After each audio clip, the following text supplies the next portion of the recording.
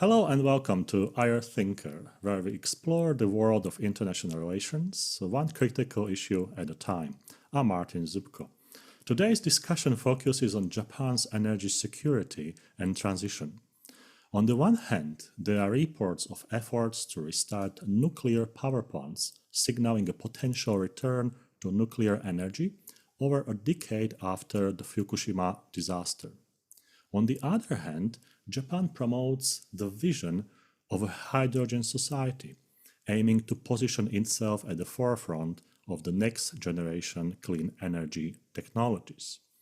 But then we go to the website of the International Energy Agency and we read the latest data about Japan. Japan's total energy supply remains dominated by fossil fuels, 26% coal, 38% oil, and 21% natural gas. That's from 2023. Nuclear accounts for 5.8%, and the remainder is basically renewable and other sources. In light of these figures, the key question arises: where does Japan truly stand in its energy transition, and how coherent is its current strategy? To answer these questions, my guest today is Dr. Walter James. Hello. Hello, thanks for having me. Dr. James was born and raised in Okinawa, in Japan, before relocating to the United States. Yet his connection to Japan remains enduring and deeply rooted. He is a leading expert on Japan's energy policy and transition. He runs his own consultancy and the blog Power Japan, and it's a highly regarded platform offering really valuable insights and in-depth analysis of Japan's energy landscape. I will, of course, include a link to the YouTube description. Dr. James has also recently contributed a chapter to the volume Security Challenges in Contemporary Indo-Pacific, edited by distinguished Professor Jikun Zhu of Bucknell University in the United States. His chapter was about the evolution of Japan's LNG, and this basically traces a strategy from the 1970s to the present. Dr. James is examining its shifting role and the global energy landscape and the LNG as a key driver of energy security. So let's speak about some basic questions and then some advanced questions, and let's explore this topic together. How coherent is Japan's current decarbonization strategy in achieving net zero by 2050?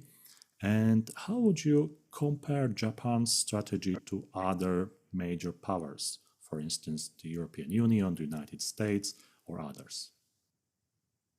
Yeah, thanks for this. And also, thank you for having me here. I know that your podcast is a very fascinating, kind of tackles wide-ranging topics with quite a few different analysts and scholars. Both in terms of energy and geopolitics, and I've seen some domestic politics episode in your podcast as well. So thank you. We're pleased to be here. So how coherent is Japan's decarbonization strategy? That's a very good question. I think by all accounts, people who pay attention to Japan's energy policy and how it relates to Japan's climate targets, decarbonization targets, are generally skeptical that Japan's energy strategy is going to help Japan achieve its climate goals by 2030 or 2035 or 2040. A couple of months ago in February, Japan finalized and passed its nationally determined contribution, which is another way of saying its greenhouse gas emission reduction targets that every country needs to submit to the United Nations. And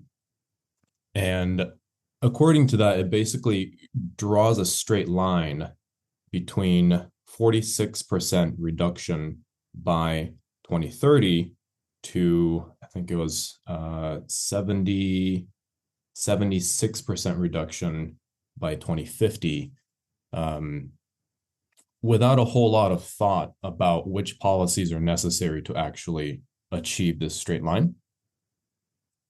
And at the same time, Japan's what's called strategic energy plan, um, which is the country's major kind of roadmap in terms of its energy strategy, was also passed.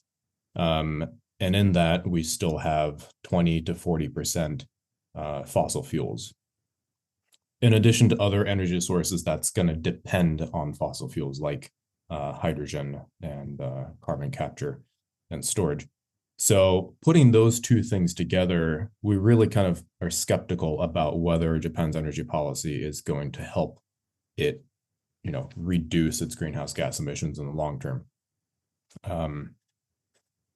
In fact, there were some discussions within the Japanese government, kind of deep within the Japanese government, about, well, what's going to happen if we can't achieve our climate target, if we can't scale up our renewables and other types of clean energy. There were some discussions and scenario modeling about perhaps we can have a little bit more liquefied natural gas, LNG, in that case, just to secure its energy strategy or energy security.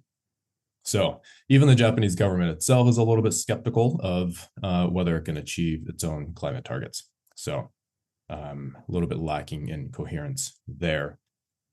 To compare Japan's energy and decarbonization strategy with that of other major powers, it's a very interesting comparison. So when we talk about Japan's decarbonization strategy, I think the strategy that most exemplifies that is the green transformation strategy, or what the Japanese government abbreviates to GX. And this is a very comprehensive strategy that the former Kishida administration, Prime Minister Fumio Kishida, unveiled in 2022. It's essentially a strategy to transform the entire Japanese economy towards a greener, cleaner foundation. It's kind of a wide-ranging industrial policy that involves, the pretty much all sectors, from power generation, heavy industry, cement, chemicals, mobility, buildings, right? All these different things. And it essentially sets a goal to spend, what was it, 150 trillion yen, I believe it was, to mobilize 150 trillion yen, which is something around 1 trillion US dollars. Of course, the currency changes, but over the course of 10 years. And the government is going to try to directly subsidize a major portion of that to try to bring in private capital to achieve that end as well. So the last few years, this GX strategy has been formulated, clarified within the Japanese bureaucracy and ministries, and several different legislations have come out of it in order to implement it. So that's kind of the very high level of what Japan's decarbonization strategy looks like concretely. And yeah, if we were to compare that with, say, the EU Green Deal, I think there's a lot of similarities there. So the EU Green Deal is also kind of this comprehensive strategy that has a bunch of legislations and a bunch of programs and initiatives associated with it. There's also an allocated budget for it. So I think there's a lot of similarity between Japan and the EU. With the U.S. Inflation Reduction Act, I think there are some differences, interesting differences. So the number one difference is that the IRA, the Inflation Reduction Act, doesn't have a specific budget allocated towards the energy transition. Much of the policy instruments and the tools that it uses are kind of open-ended tax incentives and tax credits. So as long as project developers, energy project developers and companies qualify for these tax credits, then they can essentially get an unlimited amount of subsidy and tax credit from the government. So unlike, Japan's allocation of specific number of yen over 10 years, the Inflation Reduction Act doesn't have that. It's functionally infinite if companies can actually develop these technologies. Walter, you mentioned skepticism, and there is the tough question. Maybe you have research and you can answer that question. The goals that Japan set up in the past, was it too ambitious? Or the process that they started in the past is not progressing as fast as the government would like to see? So, Mm-hmm. what is the root of that skepticism? Because I know Japanese people and they are very enthusiastic about new technology, innovation, and they want to be the first in the world. I know that Yeah. competitive mindset. And that skepticism is something I'm a little bit surprised to hear.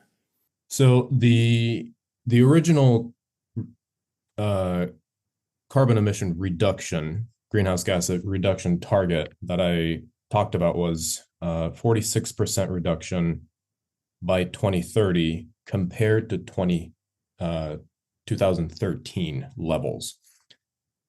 And if we look at Japan's annual greenhouse gas emissions as a graph, we see that 2013 was a year with particularly high greenhouse gas emissions. And that's because in 2011, we had the Great East Japan earthquake, uh, which hit, as the name of the earthquake suggests, the eastern side of Japan. And it led to an accident in the Fukushima Daiichi nuclear reactor, led to a crisis, an emergency, which led the government to pause all nuclear reactors throughout Japan, all 54 units. Nuclear was a pretty big source of Japan's electricity, and taking out nuclear power, it meant that Japan had to substitute some other, energy source in order to supply electricity to its big economy. And the way that it did that mainly was through increasing imports of liquefied natural gas. So to come back to our emissions reduction, a couple of years after the Fukushima accident, we have more use of fossil fuels, which meant that Japan's emissions went up further. Now, starting with 2013 as a baseline for emissions reduction, Japan essentially tried to make it easy for itself to have a drastic emissions reduction, right? Starting from a high point and going at a low curve. That was considered to be easier than trying to cut emissions from an already low point, right? So in that sense, the original target that the Japanese government proposed was not that ambitious. And a lot of international observers obviously knew this, what Japan was trying to do. So not so ambitious. And so, that again brings us to the question of, well, why are we skeptical that Japan's not able to achieve its already not ambitious target? And I think the reason is because Japan is still holding on to its fossil fuel use. Japan has resisted pressures by other governments and institutional investors and advocacy groups.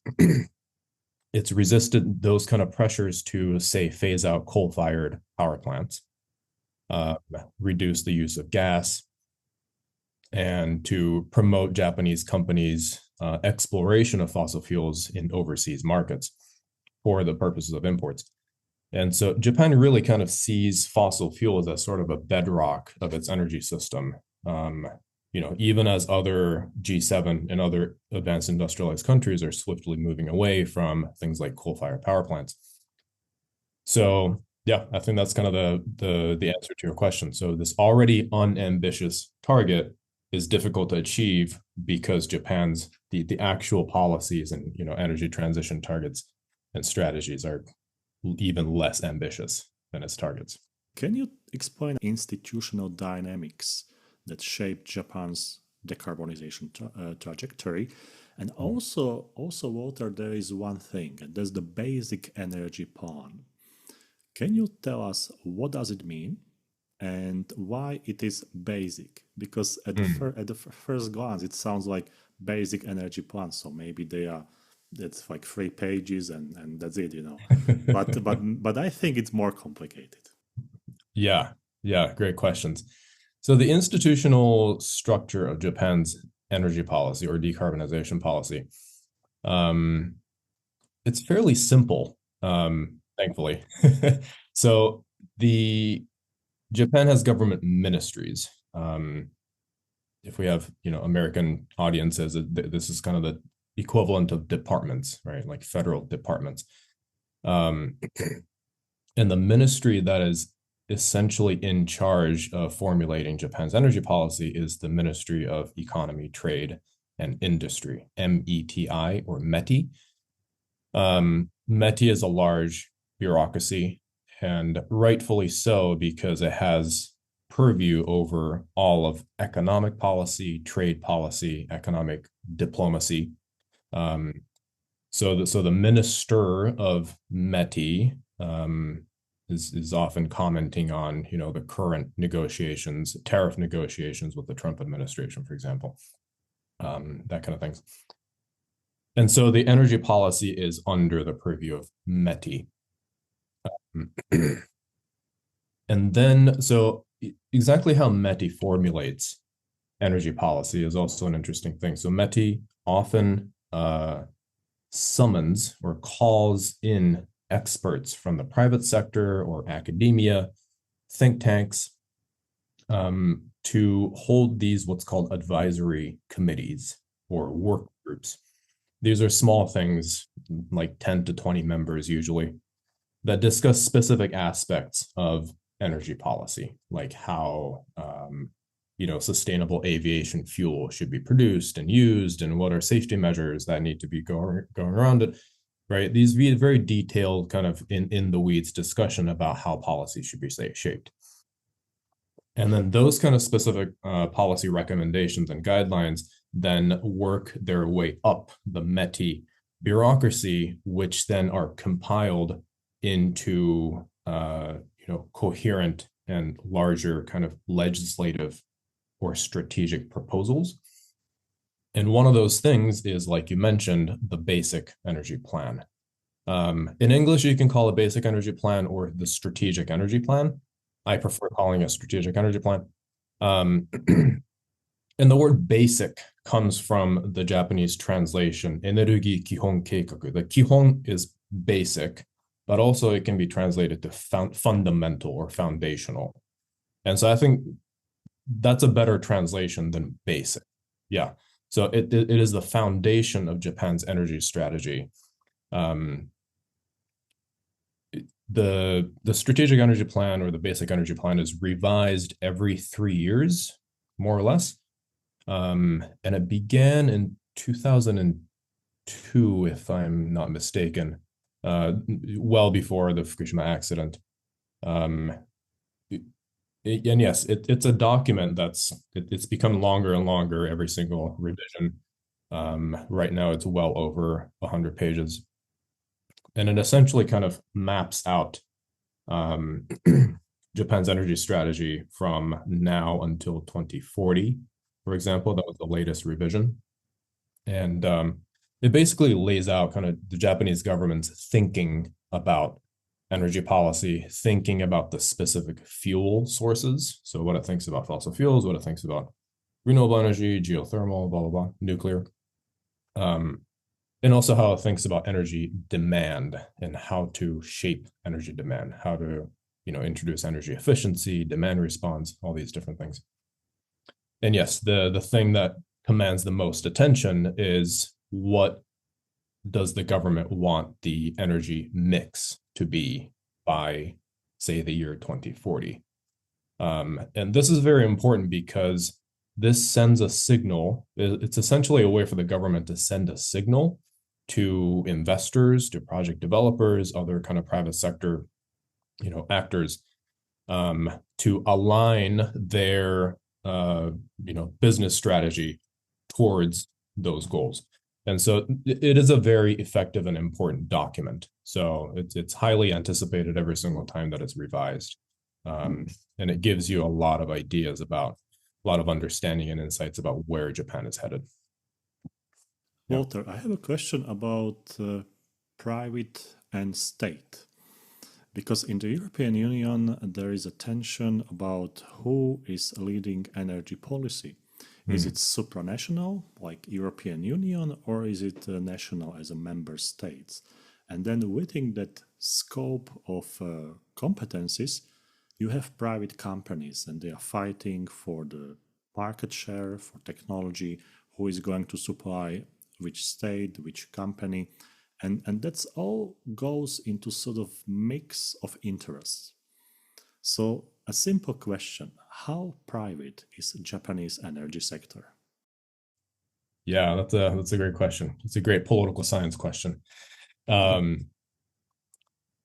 So where to start with this? So as I said, METI is in charge of formulating energy policy, and it has been understood, it has been alleged or accused, maybe for many years now, that METI is very closely aligned in terms of its interest to the large incumbent energy companies, whether that is the regional electric utilities. So there are 10 major utility companies throughout Japan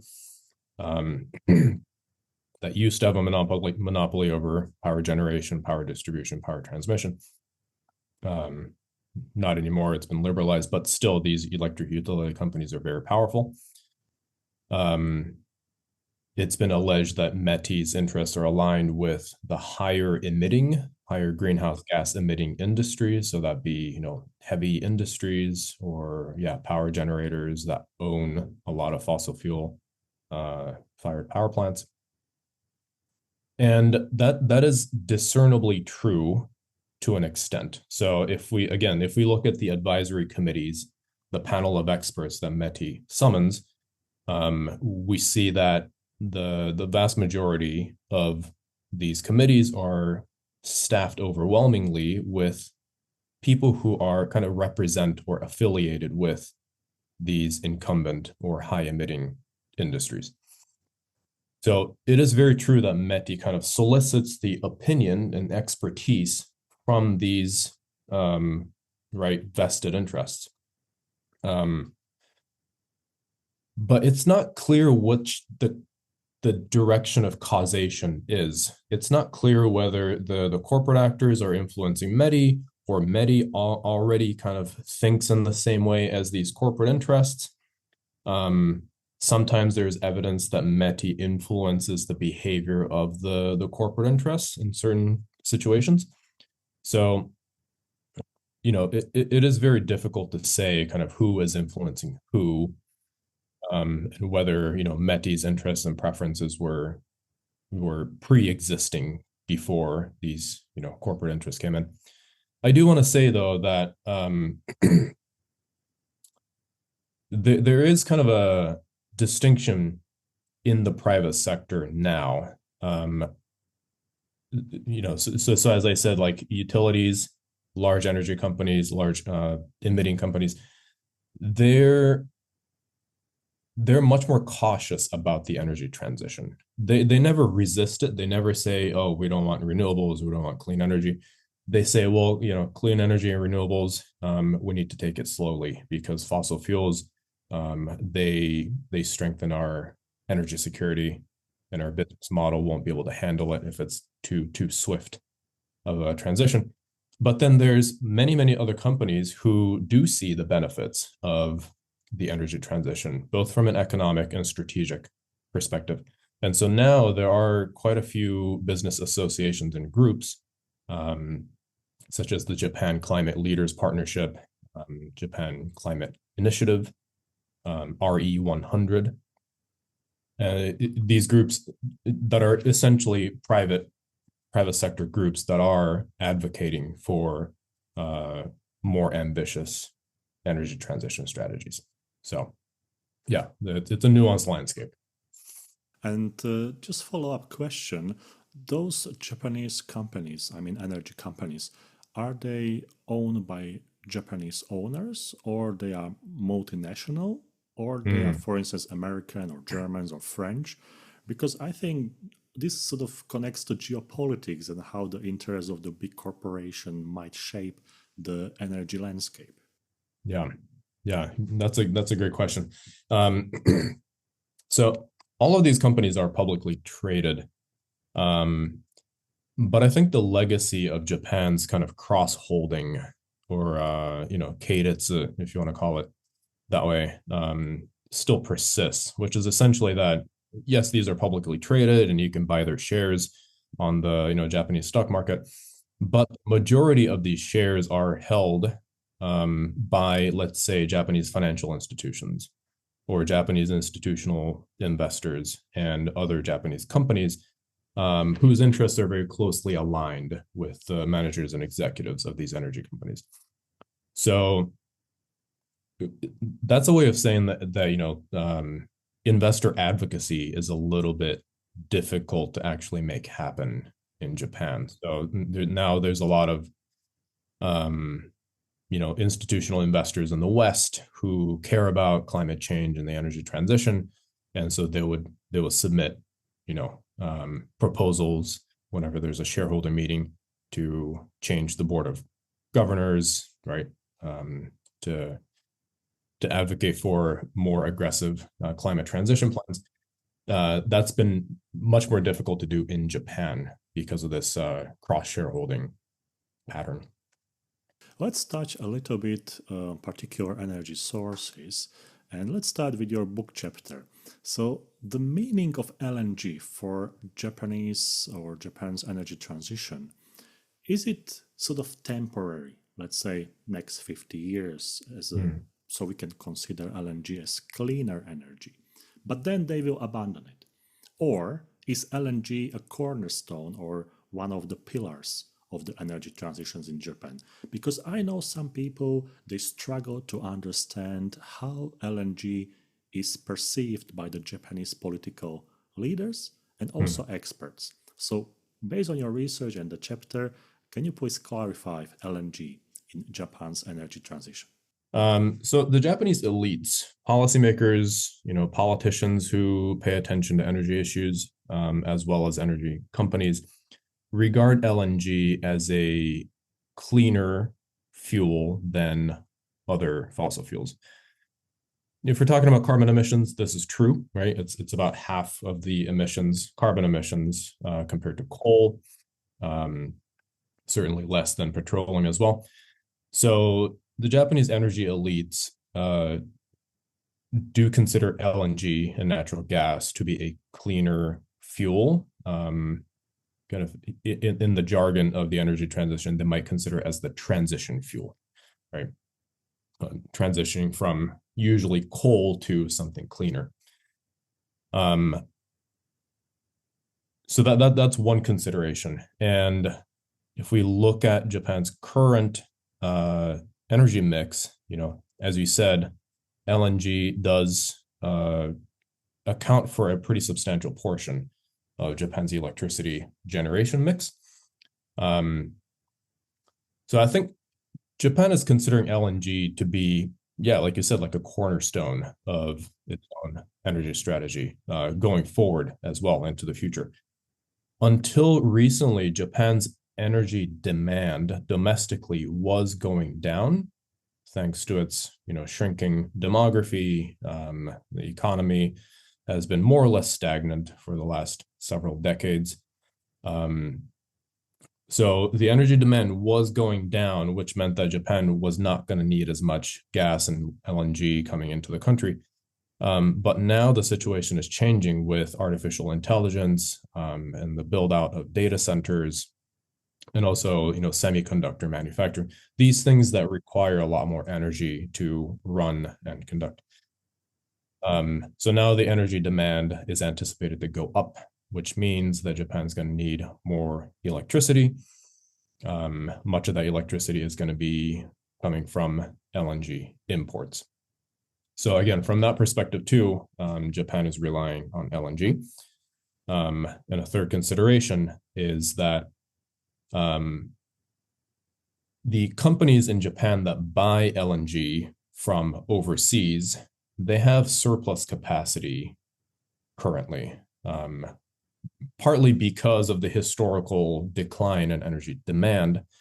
But what they're trying to do with this surplus capacity is to re-export it to other regions of the world that are trying to wean themselves off of coal to something cleaner. So the chief among those regions is Southeast Asia, whose coal and has quite a bit of coal capacity, but now because of the imperative to address climate change, they're trying to transition to cleaner energy sources.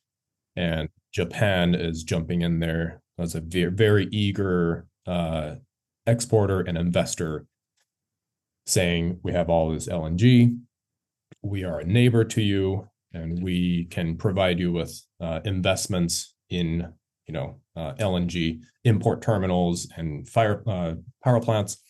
So take some LNG from us, and we can become the Asia's LNG hub. So there's a lot banking on LNG for Japan, for sure. Some scholars, they comment and they question the geopolitical sensitivity of sourcing LNG in Japan. How do you see this? Is it like overstated and Japan is pretty successful in obtaining LNG and signing contracts with those countries? Or you also see some sort of geopolitical risk? Yeah, interesting question. So Japan's energy diplomacy or resource diplomacy has been very, very skillful over the last several decades. Really kind of starting with the oil shocks of the 1970s, when Japan was overly dependent on petroleum from the Middle East. OPEC countries raised their price and reduced their exports because of tensions and conflicts in the region, which spiked the price in Japan. Japan realized that they need to reduce their dependence on petroleum, and so they started increasing the imports of LNG. And even after that, Japan has been very skillful at diversifying the source of all of its fossil fuel imports. So whether that be petroleum or LNG or coal, Japan has many, many different sources of imports of these sources, of these fuels. So in terms of, from that perspective, from a diversification of fuel imports, Japan is fairly robust to geopolitical shocks and tensions.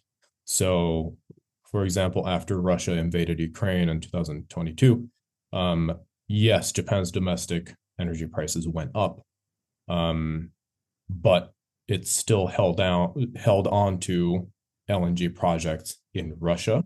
Well, one in particular, Sakhalin 2, in order to get about 9% of Japan's LNG imports secured. It has LNG imports from Indonesia, other places of Southeast Asia, from Australia, a little bit from the United States, perhaps to increase now that the Trump administration is exerting pressure. So all that's to say that Japan's energy diplomacy has been very, very skillful. So I think from a geopolitical shock perspective, Japan is fairly insulated from that. That said, though, there is an economic cost to relying so much on fossil fuel imports. I don't remember the specific figure, but something like 3% of Japan's GDP is spent on fossil fuel, buying those fossil fuel imports every year. And of course, that varies. And this is where the geopolitical shock kind of figures into it.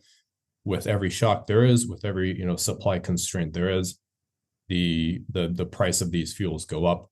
And so Japan is kind of bleeding out money in order to secure these fuels. So there is a cost. Right. Yeah, and I think that's also understandable because here in the European Union we also struggle with choosing like the long-term contract for LNGs and Yeah. buying energy on the market. So for the spot prices. So Right. that's completely different strategy and different prices for suppliers. Walter, let's talk a little bit about hydrogen and ammonia. Mhm. Because I read Hydrogen Society, which was the concept developed in Japan. Then it was sort of quiet period Mhm. after Yeah. some time, and then a few private companies in Japan, they started to promote hydrogen and new technologies, and it looks like it is emerging as a quite significant idea and source of energy. Mhm. However, for some reason, I miss a little bit more evidence from scholars, from independent reviewers. What's the stage of the hydrogen development in Japan right now? Mhm. Yeah, so Japan's hydrogen strategy is also very comprehensive. Um, just like the strategic energy plan is, of course, hydrogen is part of the strategic energy plan. Um, Japan had its sights on hydrogen as a promising energy source for a long time. Japan started researching and developing hydrogen technology back in the 1970s. I think it was 2017 that Japan published its first hydrogen strategy of how to use hydrogen as a clean energy source throughout its economy. And then 2023, this hydrogen strategy was revised in light of the fact that many other countries are trying to get on the hydrogen bandwagon. Um, so hydrogen society, what this means is that according to that 2023 hydrogen strategy, Japan is essentially trying to use hydrogen in some way in many, many different economic sectors, economic industries to try to reduce greenhouse gas emissions. So it's again, power sector, long range and heavy duty transport, heating buildings, for example, and also as energy storage. You can use hydrogen as a way to store renewable energy and then dispatch it when you need it. So all these different ways, the Japanese government and private sector are trying to use hydrogen to try to decarbonize its sector. In addition to things like renewable energy. And why there is such a hype is a very interesting question. And I think this is because Japan considers that its engineering companies, energy companies, historically has had a comparative advantage with hydrogen related technologies.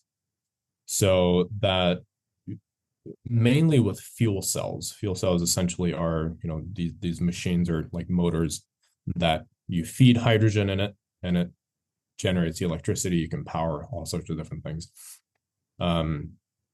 So this is Japan's hydrogen strategy is essentially an industrial strategy to try to enhance the global competitiveness of Japanese companies. And this is the case with a lot of Japanese energy strategy. It tries to couple decarbonization with industrial competitiveness on a global stage. Now, where are we in terms of Japan's hydrogen strategy? I think you're right that there was a lot of hype a few years ago and then it quieted down. I think Japan's hydrogen strategy is progressing, but right now, if you look at the global landscape of low carbon hydrogen, we see that a lot of project developers are having trouble trying to bring down the price of particularly, renewable energy generated hydrogen, so green hydrogen. And so Japan likewise is kind of encountering problems in, reducing the production cost of low carbon hydrogen. And that might be the reason why we don't hear a whole lot about it at the moment. Now, the Japanese government did finalize a hydrogen subsidy scheme. I think it was toward the end of last year. That's supposed to incentivize hydrogen producers to actually start producing and using hydrogen. But these companies still kind of complain that the subsidy is not going to be enough for the amount of hydrogen that Japan is trying to produce and use. But again, that said, Japan is trying to establish hydrogen supply chains both domestically and from overseas. So this is not something that's going to stop anytime soon. We already mentioned nuclear energy and post-Fukushima era. And we know that some of the reactors were restarted, and Japan is still working on many projects regarding nuclear energy. And the key question is, does Japan want to progress nuclear energy? So, for instance, build a new nuclear plant based on the latest standards? Or Japan wants to give a chance to the contemporary or the current nuclear plants and just upgrade some sort of systems and use them? Or nuclear is still a very sensitive topic and it's very hard to estimate what's going to happen, also regarding the Japanese internal or domestic politics, which is also a complicated issue. What would be your comment on that based on your research? I would say all of the above, to all the different options that you gave. So yes, Japan would love to be at the forefront of building new nuclear reactors, whether that's advanced nuclear reactors, next generation reactors. The most analysts would say that that's going to take something like 20 years to actually construct new nuclear reactors and nuclear power plants. So yes, that's in the works. But in terms of achieving nuclear share of something like 20% by 2040, which is the target included in the latest strategic energy plan, Japan is going to have to rely on restarting existing nuclear reactors. So that's kind of the first line of defense and the easiest thing to do, although there's plenty of regulatory and supervisory hurdles that nuclear plant owners and operators need to clear. Right. So right now, I think it's something like 14 reactors that are in operation now out of the total of 54 reactors that Japan has. So restarting nuclear plants is the first objective. If it can, Japan is going to try to build new reactors. This issue of whether this is a sensitive issue, this is very true. So some, in general, right? So this is an interesting kind of duality. If you look at public opinion polls across Japan, the trend is that more and more people now, more than the majority of people, they now feel okay about restarting nuclear plants. It's something like 54% of respondents say that yes, we can restart nuclear plants. That's just a function of how long we have come since the Fukushima accident. Until recently, that was not the case. There was a lot more public opposition. So that's kind of the overall picture. But then once we get down to the actual prefectures and the local communities that have these nuclear plants, we generally see much more caution and maybe not outright opposition, but certainly caution about, are the safety rules robust? What are emergency measures if there's an accident? What are we going to do with the treated, water and the spent fuel? Where is this going to go? Is this going to be buried in our backyards, or is it going to be sent somewhere else and properly processed? So there's all these questions that local communities and prefectural governments need to wrestle with. And it is the job of METI and offices within METI to try to, they have formulated these rules, but to sufficiently explain to local officials and local community members that it is safe to do that. I think that's what's taking the most time now in many of these prefectures. Yeah. When we speak about the others, meaning renewables like solar or wind, the percentage is still low even for technologically advanced Japan. Mhm. And many people they ask, what's the cause of that? Is it regulatory sort of obstacles? Is it like too expensive to build? Is it geography? Or, for instance, one person in Britain he asked me, so there is no wind around Japan because the Mhm. Great Britain is building the wind renewable energy based on the wind power around the coast. So, like, what would be your commentary?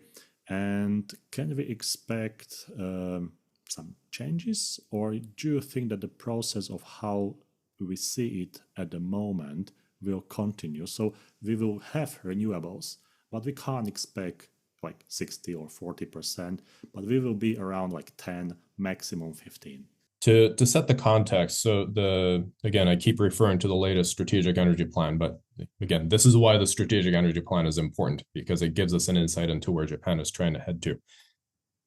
The strategic energy plan envisions that renewables will account for somewhere between 40 to 50% of electricity mix in 2040. So Japan is trying to make renewables the largest portion of the electricity supply. So there's that. But yes, you're right. Renewable adoption has been pretty slow as of late. It probably saw the fastest growth around 2012, 13, 14, when the feed-in tariff, which is an incentive given to renewable energy developers and operators, when that was phased in, but that adoption rate has since slowed down. And there are several causes and explanations to this. I think it is true that Japan's geography does make it difficult, and this is a line, or this is an argument the Japanese government uses quite often to explain why renewables um, haven't scaled as fast. So Japan is very mountainous. It is essentially a one big mountain range. Um, so it is pretty difficult to construct large scale, solar farms without clearing many of these forests and mountains, which local communities generally are opposed to. Um, Onshore and offshore wind have also been fairly space constrained. So because of that mountainous nature, there's a limited place for dense population centers, and that also means that building offshore wind turbines that kind of competes with human habitats and cities and villages. Coast Japan's coastlines are pretty steep, so the ocean floor gets very deep very quickly in Japan, which makes it pretty costly to build offshore wind turbines that are fixed to the bottom of the ocean. So there's all these geographic constraints, but also another kind of political economy explanation is that Japan doesn't have a native supply chain manufacturing base for many of these renewable energy technologies. So Japan did used to be one of the leading solar panel manufacturers back in the 1990s and early 2000s. But its subsidy for solar panel manufacturing ran out, and they never renewed it. And now, as we know, China is the global leading solar manufacturer. The United States is catching up thanks to the Inflation Reduction Act. Who knows what's going to happen to that now under the Trump administration? But the point is, yeah, Japan doesn't have a competitive advantage in renewable energy technology. It is trying to change this now, however. In the case of solar panels, there's a lot of effort and money going into perovskite solar cells, which are essentially these thin film-like solar panels that you can theoretically, install on like building walls,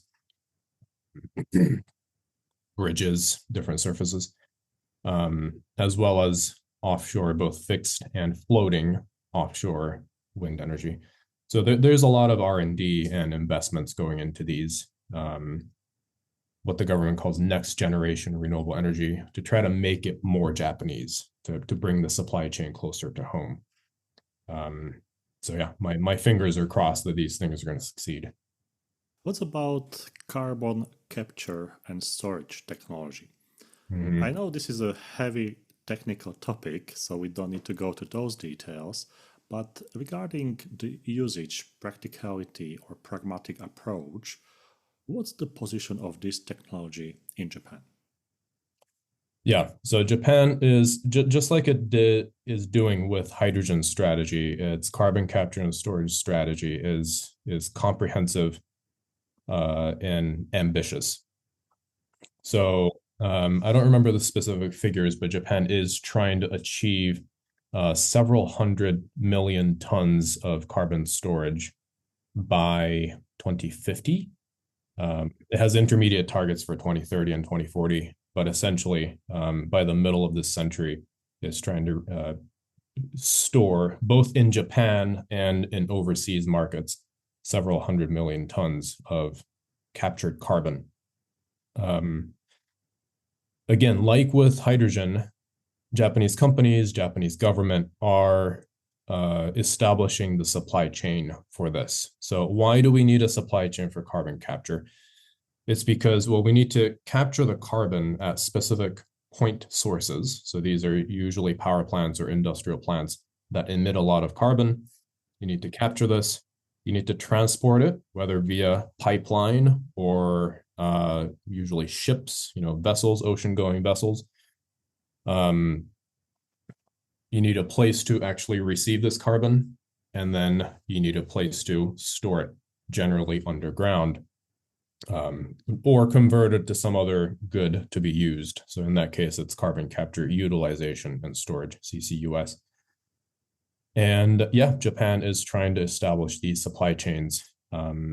So the largest effort to do this is what's called advanced CCS projects, is how the government names it. It is 9 carbon capture supply chains. If I remember correctly, 6 of which are going to be in Japan. So the carbon is captured and stored in Japan. 3 of which the carbon is captured and then transported elsewhere, 2 of which are Malaysia, the third one somewhere else in the Asia Pacific, and stored underground in empty gas reservoirs. So these supply chains are being developed. Policies are being developed to try to incentivize it. So I think these supply chains are proceeding on schedule.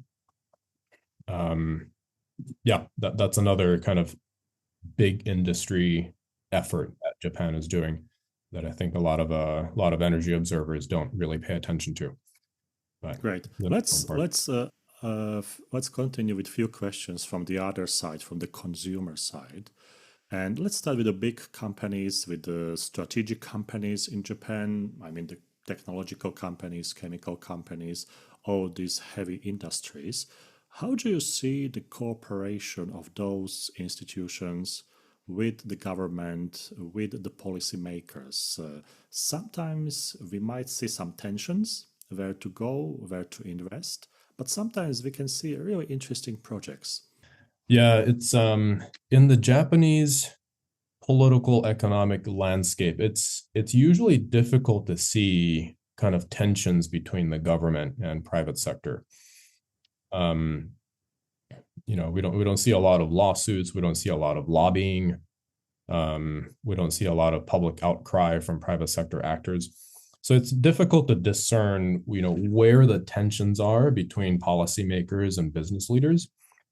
And in general, it seems that the large industries are very much in line with government policy, um, at least in terms of the direction and the speed of the energy transition. Sometimes there are grumblings about, whether certain targets are realistic, and whether the policy instruments that are implemented are going to be sufficient for achieving those targets. And so these large industrial companies might, request for larger, more generous government largesse in terms of subsidies and incentives. But in general, we don't see a whole lot of conflict. So I think, the thing that we talked about earlier about the close alignment between METI and the industrial interests that it brings in for consultation, this very much stands. This is very much consistent once these targets are kind of, proposed. Um, yeah, so the industrial interests are very much in line with government. What about civil societies or some grassroots movements? In particular, do you see any protests or do you see any policy dialogues between these actors? Or as it's a sort of a Japanese culture that civil society plays a little bit more marginal role in the policymaker process, because as you mentioned, usually it's METI, experts, professors, all these. This is what we understand. But I'm speaking about like independent civil societies that they want to see some changes, maybe improvement, maybe they protest against something. Yeah, so I think compared to many Western societies, we see very few, much less protests, like on the streets, grassroots protests. We do see now and then, groups of young people out on the streets with placards and signs, kind of calling on the government for a more ambitious climate and renewable strategy. But the numbers of people who come out tend to be very small, and these protests tend to be much less frequent than in other societies. And this is sort of a cultural thing. Having grown up in Japan myself, I can kind of attest to, the social pressure to conform. If you go out into the street for some cause, then you're kind of seen as this, a strange person who's interested in something that most other people are not interested in. And you're kind of seen as an odd person out. And so that kind of keeps people in line. And also, if you look at kind of public opinion polls about, climate change and the existential threat that climate change presents, most people in Japan are aware of this because climate change and global warming, this is part of the Japanese schooling curriculum now in science classes and whatnot.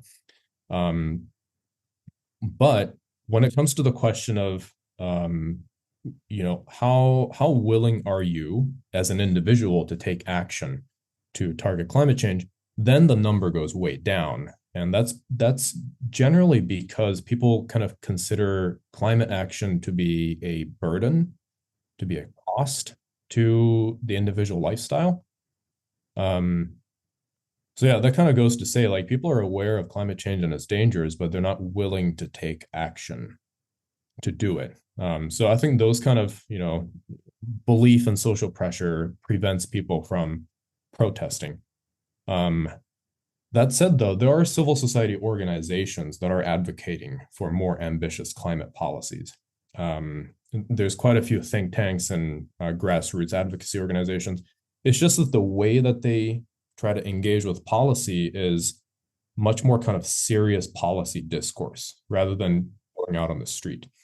So, this means trying to meet with policymakers in METI or the Ministry of Environment, which I guess we haven't really talked about. Ministry of Environment doesn't play any role in energy policy making, but it obviously does in the environment policy.